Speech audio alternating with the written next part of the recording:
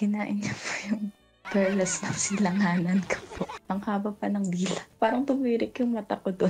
May na one night stand po ako at mas masarap po yun kaysa sa partner ko. Teka lang mama, medyo nabingi yung tenga ko eh. Wala ka naramdam na ganong kasarap dun sa partner mo? Oh. Meron naman po, pero jutes po kasi. Gano'ng kalaki yung ano niya ma'am, kargada? 4 inches. What? Parang roll on po ka. Mahal ko po yung yung partner ko.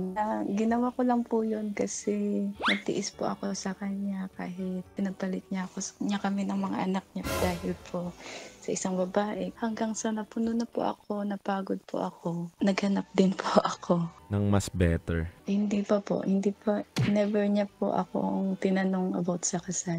Nasa mama niya pa rin po.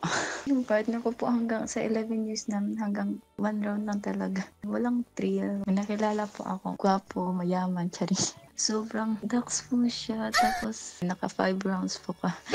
Naka 5 rounds kayo ma'am? First time ko pong nagka 5 rounds sa isang gabi lang po. Kinain niya po yung perlas ng silanganan ko po. Ang haba pa ng dila. Sorry pero parang tumirik yung mata ko doon.